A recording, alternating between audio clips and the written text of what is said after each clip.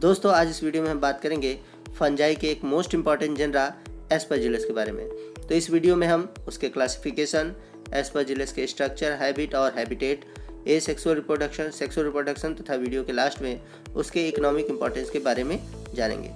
तो नमस्कार दोस्तों, मैं हूं संदीप मिश्रा और आप सभी का स्वागत करता हूं आपके YouTube channel SM classes Pandeypur में।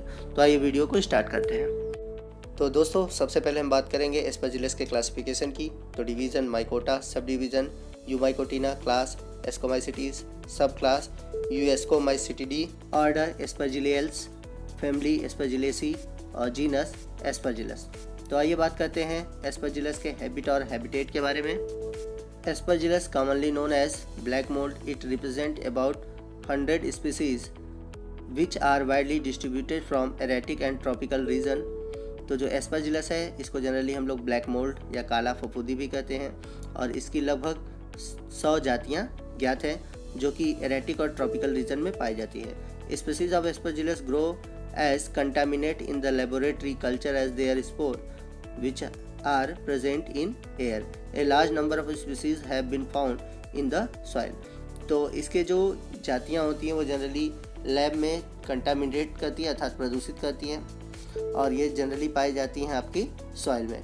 Majority of the species saprophyte, तो इसकी अधिकतर जो जातियाँ होती हैं वो मितोपजीवी होती है and grow on decomposing organic substance such as fruit, vegetable, jam, cheese, wood, leather etc।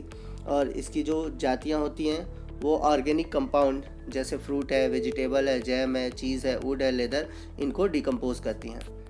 Aspergillus can be grown easily by keeping a piece of cheese or bread in a warm moist chamber।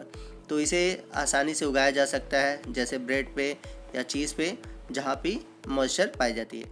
It appear in form of greenish smoky patches along with Mucor, Rhizopus and Penicillium. तो ये Penicillium, Mucor और Rhizopus के साथ generally greenish या smoky patches धब्बों के रूप में होती हैं। It is represented by about 33 species in India. तो इसकी 33 जातियाँ जो हैं इंडिया में रिपोर्ट की गई हैं। Next we are discuss vegetative structure of Aspergillus. The plant body is mycelial. तो इसकी जो बॉडी होती है, प्लांट बॉडी या वेजिटेटिव स्ट्रक्चर, वो माइसीलियम के फॉर्म में होती है। The mycelium consist of a cylindrical, tubular, pale coloured, extremely branched, thin walled hyphae. तो इसकी जो माइसीलियम होती है सिलेंड्रिकल होती है, ट्यूबुलर होती है, हल्के येलो कलर की होती है, ब्रांच होती है और थिन वॉल होती है। Some hyphae superficial upon the substratum while some penetrate into the substratum to absorb the food material. और इसकी जो हाइफी होती है जनरली सबस्ट्रेटम के ऊपर पाई जाती है, परंतु कुछ हाइफी सबस्ट्रेटम के अंदर चली जाती हैं जिससे कि वो मॉइस्चर और फूड मटेरियल एब्जॉर्ब करते हैं। इस cell is multinucleate and filled with granular cytoplasm, mitochondria, endoplasmic reticulum, ribosome and vacuoles. तो इनका जो माइसीलियम होता है वो मल्टीन्यूक्लिएट होता है अर्थात एक ही सेल में ढेर सारे न्यूक्लियस पाए जाते हैं और इनके माइसीलियम में granular cytoplasm, mitochondria, endoplasmic reticulum, ribosome और ढेर सारे वैक्यूल्स पाए जाते हैं जैसा कि आप इमेज में देख सकते हैं। The cross wall between the cell have simple pore throughout which cytoplasm of the adjacent cell remain continuous, reserve food material in the form of oil globules. और इनके माइसीलियम में क्रॉस वॉल पाई जाती है, that's mean इनमें septa present होता है, परंतु इनमें सिंपल पोर होते हैं जिसके थ्रू साइटोप्लाज्म और अदर जो साइटोप्लाज्मिक कंटेंट होते हैं वो आ जा सकते हैं। और इनमें जो जनरली रिजर्व फूड मटेरियल होता है वो ऑयल ग्लोब्यूल्स होते हैं अर्थात तेल की बूंदें होती हैं। Next we are discuss about the reproduction of Aspergillus. Aspergillus reproduce by vegetative, asexual and sexual method. तो जो एस्परजिलस होते हैं, एस्परजिलस में जो रिप्रोडक्शन होता है वो तीनों तरीक़ों से होता है, वेजिटेटिव, एसेक्सुअल और सेक्सुअल मेथड से। तो सबसे पहले हम बात करेंगे वेजिटेटिव रिप्रोडक्शन की। तो वेजिटेटिव रिप्रोडक्शन जो होता है वो आपकी जनरली फ्रेगमेंटेशन के थ्रू होता है। और फ्रेगमेंटेशन क्या होता है मैंने पहले भी आपको लास्ट वीडियो में बताया है, अगर आपने वो वीडियो नहीं देखा है तो फंजाई के रिप्रोडक्शन का मैंने एक वीडियो बना रखा है, तो आप वहाँ पर जाकर देख सकते हैं। बाकी अदर जितने भी सेक्सुअल, एसेक्सुअल और वेजिटेटिव रिप्रोडक्शन है आप उनको देख सकते हैं, जिसका लिंक मैंने आपको कमेंट बॉक्स में और डिस्क्रिप्शन बॉक्स में दे रखा है, वहाँ पर क्लिक करके आप वीडियो को देख सकते हैं। So in fragmentation, the vegetative mycelium breaks up into small pieces, that means fragment, and each fragment grows independently into new thallus under the favorable condition। तो जो फ्रेगमेंटेशन होता है उसमें जो वेजिटेटिव माइसीलियम होते हैं एस्परजिलस के, वो स्मॉल पीस में टूट जाते हैं जिसमें हम बोलते हैं फ्रेगमेंट, और ये जो फ्रेगमेंट होते हैं वो इंडिपेंडेंटली नए थैलस का फॉर्मेशन करते हैं जब उन्हें सुटेबल कंडीशन मिलता है, जैसा कि आप नीचे वीडियो में देख सकते हैं। Next we are discuss about asexual reproduction. Asexual reproduction take place by the hyphae called conidiophore. तो यदि अगर हम बात करें इसके एसेक्सुअल रिप्रोडक्शन की तो मोस्ट इंपॉर्टेंट है, जनरली इसमें क्या होता है कि जो इसके हाइफी होते हैं वो कोनिडियोफोर का फॉर्मेशन करते हैं और उसके थ्रू एसेक्सुअल रिप्रोडक्शन करते हैं। Some cell of the fungus and are known as food cell. Each food cell produce a special erect branch as an outgrowth it is young conidiophore. तो Aspergillus के hyphae की कुछ जो cell होते हैं ऊपर की ओर इरेक्ट करते हैं अर्थात ऊपर की ओर बढ़ते हैं, जिन्हें हम बोलते हैं फुट सेल, और ये फुट सेल जो फॉर्मेशन करते हैं कोनिडियोफोर का। जैसा कि आप इमेज में देख सकते हैं, जो नीचे की ओर सेल है वो उसे हम बोलेंगे फुट सेल, और यही फुट सेल ऊपर की ओर इरेक्ट करके फॉर्मेशन किए हुए हैं कोनिडियोफोर का। The tip of conidiophore swells up into on elliptical और ग्लोबुलर मल्टीन्यूक्लिएट हेड कॉल्ड वेस्किल। तो इसका जो कोनिडियोफोर का ऊपरी सिरा होता है वो स्वेल कर जाता है, फूल जाता है और एक ग्लोबुलर मल्टीन्यूक्लिएट स्ट्रक्चर बनाता है जिसे हम बोलते हैं वेस्किल, जैसा कि आप स्ट्रक्चर में देख सकते हैं। It forms many readily arranged tubular outgrowth called stigmata or fallets। तो इसका जो मैंने बताया कि ऊपरी रीजन होता है जिसको हम बोलते हैं वेस्किल, और इस पे रेडली अरेंज एक स्ट्रक्चर पाया जाता है जिसको बोलते हैं स्टिग्मेटा या फैलेट्स, और ये कुछ आपको बॉटल शेप्ड अपीयर होते हैं जैसा कि आप इमेज में देख सकते हैं। In some species primary sterigmata uniseriate bear secondary sterigmata which is biseriate. तो कुछ केस में अगर देखा जाए इसके स्पीसीज में प्राइमरी स्टिग्मेटा होता है जो कि यूनिसिरेट होता है, जबकि इसके अलावा सेकेंडरी स्टिग्मेटा भी पाए जाते हैं जो कि बाइसिरेट होते हैं। तो यूनिसिरेट और बाइसिरेट क्या होता है, आइए मैं आपको इमेज में समझाता हूँ। तो जैसा कि इमेज में आप देख सकते हैं कि जो वेसल्स से जुड़ा हुआ प्राइमरी स्टिग्मेटा होता है वो यूनिसिरेट होता है, जबकि प्राइमरी स्टिग्मेटा से जुड़ा हुआ जो स्टिग्मेटा होता है उसे हम बोलते हैं सेकेंडरी स्टिग्मेटा जो कि बाइसिरेट होता है, और इसी से ही कोनिडिया जुड़ा होता है। तो जो कोनिडिया होते हैं याद रखिएगा वो सेकेंडरी स्टिग्मेटा से जुड़े होते हैं जो कि बाइसिरेट होता है। वही अगर हम बात करें कोनिडिया की, conidia arises exogenous from the sterigmata और phialides, therefore conidia are also called phialidiospore और फैलेडियोकोनिडिया बाय एब्स्ट्रैक्शन मेथड। तो जो कोनिडिया का फॉर्मेशन होता है, कोनिडिया जनरली एक्सोजिनस स्पोर है, मतलब बाहर की ओर बनने वाला स्पोर है। इसका जो फॉर्मेशन होता है वो स्टिग्मेटा या फैलेट से होता है, इसलिए कोनिडिया को फैलेडियोस्पोर या फिर फैलेडियोकोनिडिया भी कहते हैं। They are arrange in basipetal succession, they are most important. याद रखिएगा कि जो कोनिडिया होते हैं वो बेसिपिटल अरेंज होते हैं। अब बेसिपिटल अरेंजमेंट क्या होता है, तो जैसा कि आप इमेज में देख सकते हैं, the youngest conidium is at the base and the oldest at the top. तो जो नए कोनिडिया होते हैं वो बेस पर होते हैं, जबकि जो ओल्ड कोनिडिया होते हैं वो टॉप पर होते हैं। तो इमेज में देखेंगे जो ओल्डेस्ट होते हैं, मतलब जो बड़े वाले कोनिडिया हैं, आपको सबसे ऊपर दिखाई देंगे, जबकि जो यंग हैं, जो छोटे कोनिडिया हैं, वो नीचे बेस की ओर अर्थात जो सेकेंडरी स्टिग्मेटा है उससे जुड़े होते हैं, और ऐसे अरेंजमेंट को हम बोलते हैं बेसिपिटल। और यही अगर एक्रोपिटल होता है तो जस्ट इसका अपोजिट होता है। तो याद रखिएगा कि एस्परजिलस में जो कोनिडिया का अरेंजमेंट होता है वो बेसिपिटल होता है। नेक्स्ट हम बात करेंगे कोनिडिया के स्ट्रक्चर और उसके जर्मिनेशन के बारे में। So conidia are small globose unicellular, uninucleate और मल्टीन्यूक्लिएट, ब्लैक, ब्राउन और येलो ग्रीन इन कलर। तो जो कोनिडिया होते हैं छोटे होते हैं, गोल होते हैं, यूनिसेलुलर होते हैं, एक केंद्रक पाया जाता है या फिर एक से अधिक केंद्रक पाया जाता है। इनके कलर जो होते हैं ब्लैक होते हैं या फिर ब्राउन या फिर येलोइश ग्रीन कलर के होते हैं। They have 2 layer wall, outer wall layer is thick, spiny, pigmented and known as epispore, whereas the inner wall is thin, delicate and is called endospore। तो जो ये 2 लेयर का बना होता है कोनिडिया, इसके आउटर जो लेयर होती है वो स्पाइनी होती है, अच्छा कटीली होती है, पिगमेंटेड होती है, और इसे हम बोलते हैं एपीस्पोर, जबकि इसके अंदर की जो लेयर होती है वो पतली होती है और स्मूथ होती है, जिसे हम बोलते हैं endospore. Conidia are dispersed by wind. तो जो कोनिडिया का डिस्पर्जन होता है वो एयर के थ्रू होता है। They germinate on suitable substratum by giving out a germ tube. The germ tube become septate branch and form a mycelium. तो जब कोनिडिया सुटेबल सबस्ट्रेटम पे पहुंचता है तो इसमें जर्म ट्यूब निकलता है और जो इसका जर्म ट्यूब होता है वो सेप्टेट होता है, ब्रांच होता है और फॉर्म करता है माइसीलियम का, जैसा कि आप इमेज में देख सकते हैं कि कोनिडियम का आउटर लेयर स्पाइनी है, यूनिन्यूक्लिएट है और जो इसका माइसीलियम बना हुआ है वो सेप्टेट और ब्रांच है। नेक्स्ट हम बात करेंगे एस्परजिलस के सेक्सुअल रिप्रोडक्शन के बारे में। The sexual reproduction is of rare occurrence. Majority of the species of Aspergillus are homothallic, however a few species are heterothallic. For example Aspergillus heterothallicus. तो जो एस्परजिलस है इसमें जनरली सेक्सुअल रिप्रोडक्शन रेयर होता है और जनरली जो Aspergillus के mycelium होते हैं वो होमोथेलिक होते हैं, मीन्स मेल और फीमेल एक ही में पाए जाते हैं। लेकिन कुछ इसकी ऐसी जातियाँ जो हेटेरोथेलिक होती हैं जिसमें कि मेल फीमेल अलग होता है। जैसे एग्जांपल के रूप में ले तो एस्परजिलस हेटेरोथेलिकस एक ऐसा जेनरा है एस्परजिलस का जिसमें कि मेल और फीमेल अलग ब्रांच पे होते हैं, जिसे हम बोलते हैं हेटेरोथेलिक।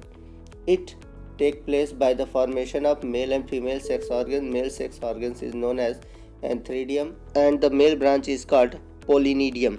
तो इसमें मेल और फीमेल दोनों सेक्स ऑर्गन्स का फॉर्मेशन होता है। जो मेल सेक्स ऑर्गन होते हैं उन्हें एंथ्रीडियम बोलते हैं और जो जिस ब्रांच पे मेल का फॉर्मेशन होता है उसे बोलते हैं पोलिनोडियम। उसी तरह बात करते हैं female sex organs is called ascogonium and the female branch is called archicarp. तो फीमेल सेक्स ऑर्गन को हम लोग कहते हैं एस्कोगोनियम और फीमेल ब्रांच को बोलते हैं आर्चीकार्प। तो आइए डिटेल में हम एंथ्रीडियम और एस्कोगोनियम दोनों ही रिप्रोडक्टिव पार्ट के बारे में जानेंगे और जानेंगे कि इनके स्ट्रक्चर कैसे होते हैं और ये कितने पार्ट में डिवाइड होते हैं। तो फर्स्ट हम सबसे पहले बात करेंगे एस्कोगोनियम के बारे में। Archicarp develop on the mycelium in the form of a septate loosely coiled structure which is called ascogonium. तो जो एस्कोगोनियम होता है इसका फॉर्मेशन आर्चियोकार्प पर होता है जो कि सेप्टेट लूजली कॉइल्ड स्ट्रक्चर होता है। अगर इसके पार्ट के बारे में बात करें, it is divided into 3 part. The basal multicellular multinucleate stalk, while middle unicellular multinucleate escogonium which is called gametangium, while the apical unicellular multinucleate receptive organ is called trichogyne। यदि हम बात करें एस्कोगोनियम के स्ट्रक्चर की तो इसका basal reason, middle reason और apical reason तीनों पार्ट मल्टीन्यूक्लिएट होता है। मिडिल पार्ट जो होता है वो यूनिसेलुलर होता है और एपिकल पार्ट भी यूनिसेलुलर होता है, जबकि बेसल पार्ट मल्टीसेलुलर होता है। और जो ऊपरी लेयर होता है, जो टॉप रीजन है जिसे हम एपिकल बोलते हैं, उसमें एक रिसेप्टिव ऑर्गन होता है जिसको हम बोलते हैं ट्राइकोगाइन, जैसा कि आप इमेज में देख सकते हैं। तो याद रखिएगा जो मोस्ट इम्पॉर्टेंट पार्ट है एस्कोगोनियम का एपिकल रीजन है जिसको हम बोलते हैं ट्राइकोगाइन, जो कि एंथ्रीडियम से मेल गैमेट को रिसीव करता है। वहीं अगर हम बात करें एस्परजिलस के मेल पार्ट एंथ्रीडियम की तो ये 2 पार्ट में डिवाइड होता है, अपर पार्ट और लोअर पार्ट में। The upper part is slightly broader unicellular multinucleate and behave as a antheridium. तो इसका जो अपर पार्ट होता है चौड़ा होता है, यूनिसेलुलर होता है, मल्टीन्यूक्लिएट होता है और एंथ्रीडियम की तरह बिहेव करता है, जैसा कि आप इमेज में देख सकते हैं। And lower unicellular and multinucleate part is called stalk. और इसका जो लोअर पोर्शन होता है वो यूनिसेलुलर होता है, मल्टीन्यूक्लिएट होता है, जिसे हम स्टाल्क कहते हैं। नेक्स्ट हम बात करेंगे इसके फर्टिलाइजेशन की। The tip of ascogonium over the trichogyne and fuse with antheridium, the wall at the point contact dissolve thus the making continuous patches. It is plasmogamy and the content of the antheridium pass into the escogonium. The pairing of male and female nuclei take place in escogonium. In a Aspergillus herbarium, the antheridium is very well developed and pairing take place in escogonium.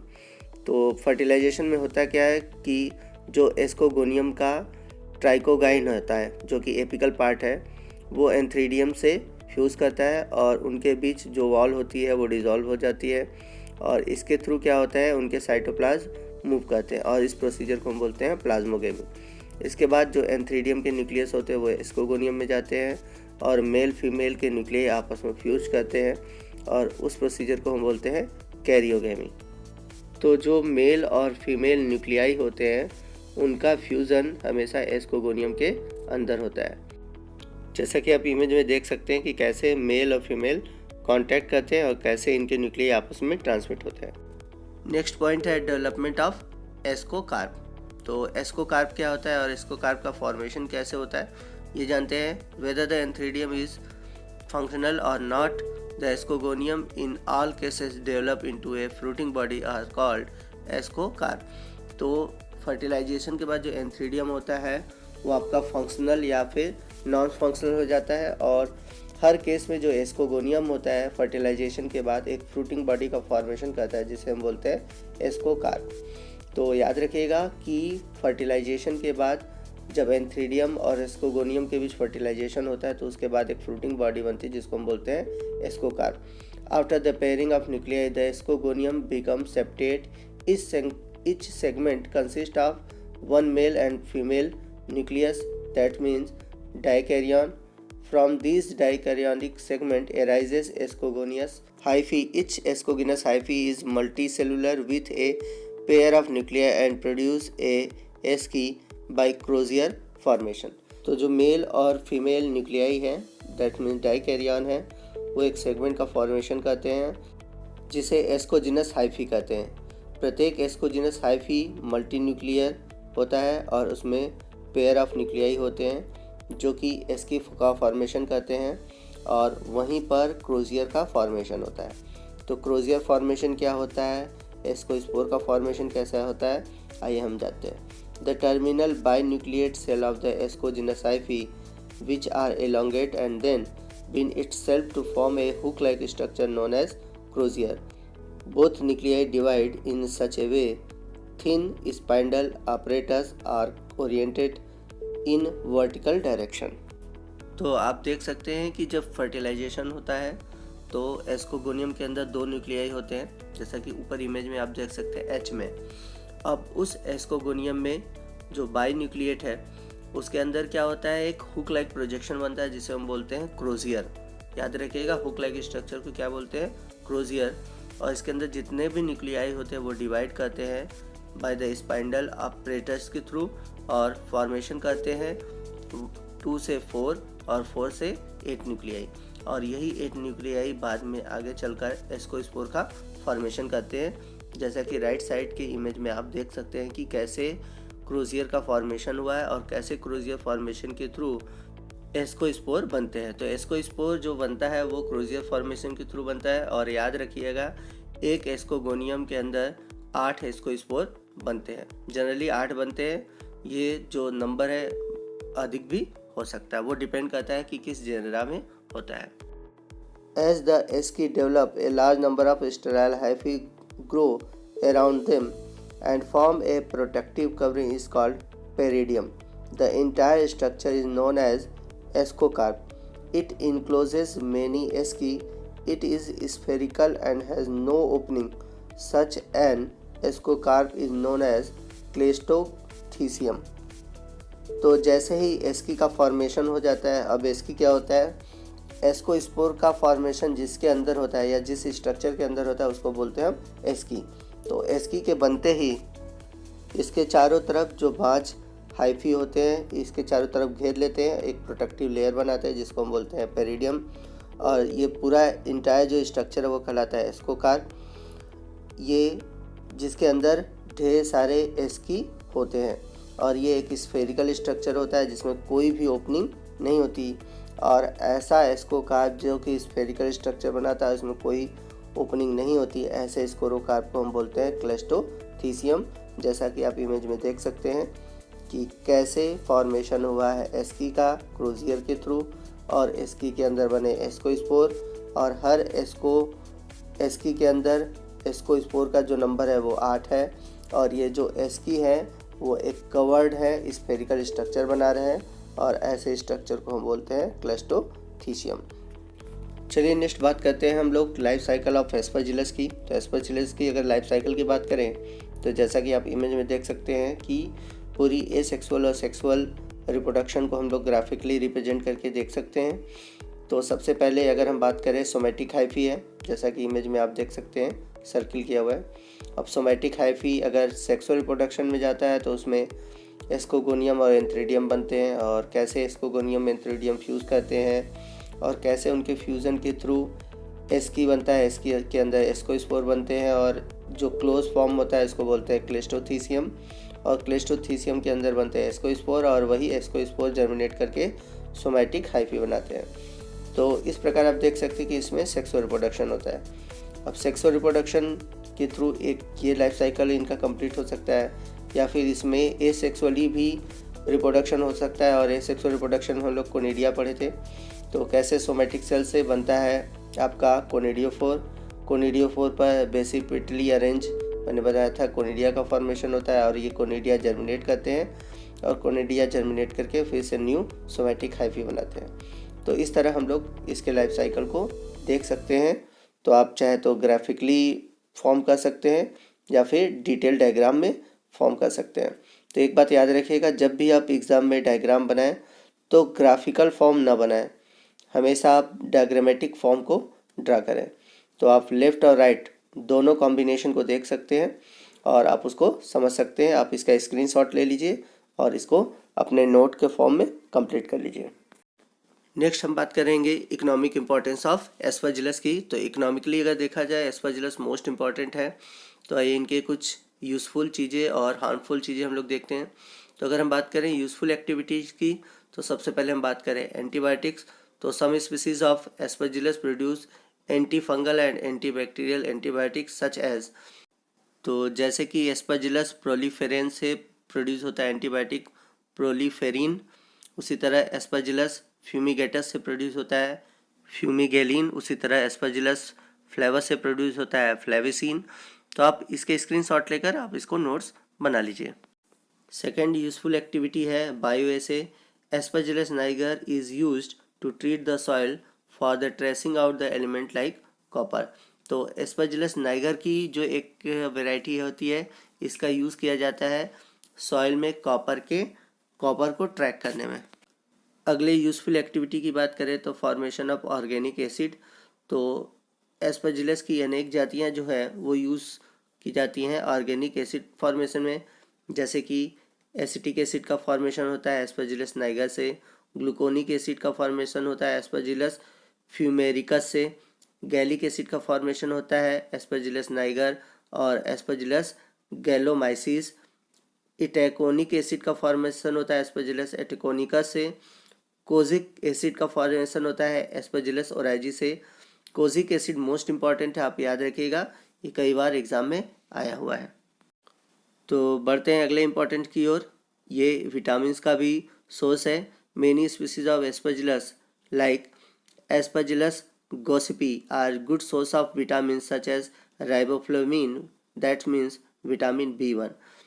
तो Aspergillus की अनेक जातियाँ जैसे Aspergillus गोसिपी जो कि vitamin B1 का सबसे अच्छा स्रोत है। वही बात करते हैं एंजाइम फॉर्मेशन की। Enzyme amylase is produced by Aspergillus niger and Aspergillus oryzae in culture media. Next बात करते हैं अल्कोहलिक बेवरेज की। Aspergillus oryzae is use for fermenting rice to produce sake wine and making miso and soya sauce. तो Aspergillus oryzae की कुछ जातियाँ हैं जो कि यूज़ की जाती है राइस के फर्मेंटेशन में, जिसके थ्रू वाइन और कुछ और सॉस है जिसका फॉर्मेशन होता है, जैसे मीसो है, सोजा है ये। अब अगर इसके बात करें हार्मफुल एक्टिविटी की, तो आइए एस्परजिलस की कुछ हार्मफुल एक्टिविटी के बारे में जानें। जबकि हम जानते हैं कि जो एस्परजिलस होता है वो सैप्रोफिटिक नेचर होता है। तो फर्स्ट अगर हार्मफुल एक्टिविटी दिखे, spoilage of food and other articles, aspergillus is one of the most frequently contaminated of food. Saprophyte species of aspergillus grow commonly on foodstuff, leather, paper, fiber, etc. The most common species are aspergillus niger and aspergillus flavus, etc. तो जो aspergillus niger और flavus की ये जातियाँ होती है generally भोजन को कंटामिनेट करती हैं, प्रदूषित करती हैं, क्योंकि ये हम सभी जानते हैं कि जो एस्परजिलस होती हैं वो सैप्रोफिटिक नेचर होती हैं। तो ये फूड स्टफ जितने भी हैं या लेदर है या पेपर है उनको डिग्रेड करती हैं। जैसे अगर हम बात करें एस्परजिलस रिपेंस, एस्परजिलस फ्लेवस और एस्परजिलस फ्यूमिगेटस, ये पास्चुराइज्ड मिल्क को ख़राब करती हैं। और एस्परजिलस ओराइजी की कुछ जातियाँ कोका और बटर को स्पॉइल करती हैं। उसी तरह एस्परजिलस नाइगस एस्परजिलस क्लेवेटस और एस्परजिलस ग्लूकस, ये स्पॉइल करती हैं मीट को। नेक्स्ट बात करें हम इसके डिजीज़ की, तो ह्यूमन बीइंग में ये अनेक डिजीज़ कॉज करते हैं, जैसे कि ये पैथोजेनिक नेचर होते हैं। तो पैथोजेनिक नेचर में हमेशा ये पैरासाइट होंगे। Many species of Aspergillus, for example Aspergillus फ्लेवस and Aspergillus Niger and Aspergillus fumigatus parasite on man. They causes number of disease under a name Aspergillosis. Most important है। तो Aspergillus की जो अनेक जातियाँ होती हैं, जैसे एस्परजिलस फ्लेवस, नाइगर और फ्यूमिगेटस है, ये पैरासाइट होता है और ये एक बहुत ही सीरियस डिजीज़ कॉज करता है जिसको हम बोलते हैं एस्परजिलोसिस। तो मोस्ट इम्पॉर्टेंट, आप इसको याद रखिएगा। अब एस्परजिलोसिस क्या होता है ये मैं बताता हूँ। Aspergillosis is a lung disease and appear to be a similar to tuberculosis. The conidia of aspergillosis remain in the air and cause allergy in human being. They also infect the human ears and causes otomycosis disease. तो aspergillosis में होता है क्या कि जो lungs होते हैं वो इन्फेक्टेड हो जाते हैं, क्योंकि जो इसके कोनिडिया होते हैं एस्परजिलस के वो एयर में रहते हैं और एलर्जी के थ्रू उसके लंग्स में पहुंच जाते हैं और जैसे टीबी में होता है, ट्यूबरकुलोसिस में उसी तरह उसको इन्फेक्टेड कर देते हैं। तो इस कंडीशन को ही हम बोलते हैं एस्परजिलोसिस। तो ये मानव के लंग्स के अलावा इसके ईयर को भी संक्रमित करता है और इस डिजीज़ को बोलते हैं हम ओटोमाइकोसिस। तो ह्यूमन डिजीज़ के बाद अब बात करते हैं एनिमल डिजीज़ की। In chicken species of Aspergillus cause brooder pneumonia of lungs. तो ये चिकन्स में ब्रॉडर निमोनिया कॉज करता है उसके लंग्स में। यदि अगर हम बात करें प्लांट डिजीज़ की, Aspergillus niger causes fruit rot. तो जो एस्परजिलस नाइगर है वो फ्रूट्स में फ्रूट रॉट डिजीज़ कॉज करता है और उसके अलावा कुछ क्राउन रॉट डिजीज़ भी होते हैं, जैसे कि ग्राउंड नट में, बॉल रॉट डिजीज़ होता है कॉटन में। तो ऐसे कुछ डिजीज़ हैं जो कि एस्परजिलस नाइगर के थ्रू पैथोजेनिक फॉर्म में क्रिएट किए जाते हैं। वहीं बात करें अगर हम अगले हार्मफुल एक्टिविटी की, दे कंटामिनेट द कल्चर मीडिया। तो बहुत सी इसकी जातियाँ होती हैं जो कि कल्चर मीडिया जो लैब में होते हैं उसको प्रदूषित करती हैं। Aspergillus niger, popularly known as black mould, is considered as a weed of laboratory as a often contaminate the bacteriological and mycological culture. तो जो एस्परजिलस नाइगर है जिसे हम ब्लैक मोल्ड कहते हैं, इसे हम लेबोरेटरी का वीड या खरपतवार भी कहते हैं। क्यों कहते हैं? क्योंकि ये जनरली क्या कहता है, जो बैक्टीरियोलॉजिकल या माइकोलॉजिकल अर्थात जीवाणुओं और आपके कवक के लिए जो कल्चर मीडिया बनाए जाते हैं उन्हें ये प्रदूषित करता है।